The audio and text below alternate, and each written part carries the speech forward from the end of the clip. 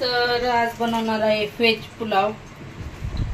तर त्यासाठी इथं भाज्यामध्ये शिमला मिरची घेतलेली आहे, टोमॅटो घेतलेला आहे, वाटाणे बटाटा हे कट करून घेतलेला आहे आणि कांदा कट करून घेणार आहे।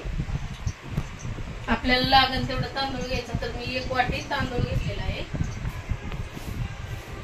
तो पाण्यामध्ये भिजत ठेवलेला आहे बासमती तांदूळ। टाकून घेतलंय तेलामध्ये, आता जिरे मोहरी टाकून घेतली, शेंगदाणे घेतलेले आहेत, कांदा कट करून घेतलेला आहे। आता मोहरी टाकून घेत आहे तेलामध्ये। आधी मोहरी टाकून घ्यायची, मोहरी छान तडतडली का कधी पण फोडणीला आहे ना आधी मोहरी टाकायची, नंतर जिरे, म्हणजे छान तडका बसतोय। फोड टाकून घेतले, शेंगदाणे पण छान तळते आणि कांदा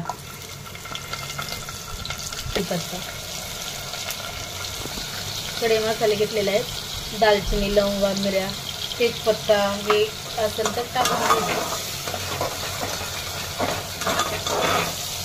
हिरवी मिरची अद्रक लसूण हे पण छान परतून घ्यायचे कांद्यासोबत। मॅजिक मसाला टाकणार आहे,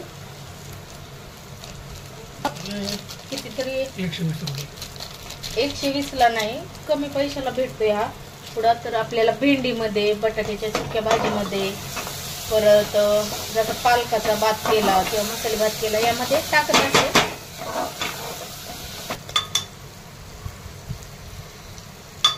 पावभाजी मसाला,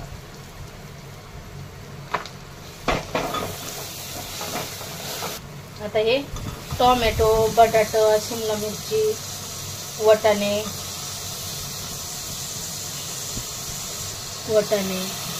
हे पण परतून घ्यायचं आहे। कट करून घेतलेली होती शिमला मिरची, भरपूर सारी कोथिंबीर पण त्या तेलामध्येच परतून घेते।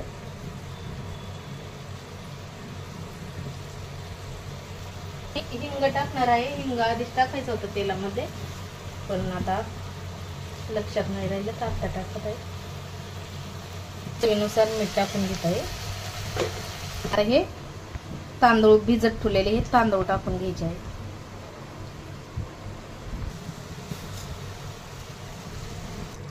तर भात मिक्स करून घेतलेले आहे तांदूळ, आणि त्यामध्ये आता पाणी टाकून घेत आहे 2 ग्लास।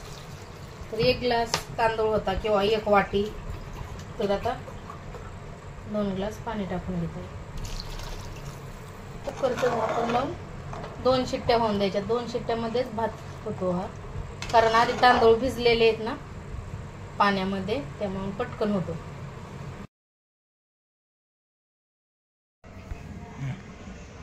तर आपला हा व्हेज पुलाव किंवा मसाले भात म्हणू शकता, हा तयार झालेला आहे खाण्यासाठी।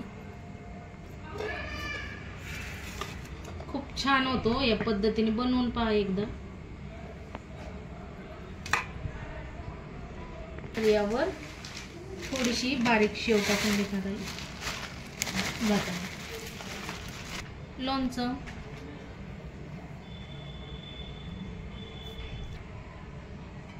आणि लिंबू घेणार आहे आता कट करून।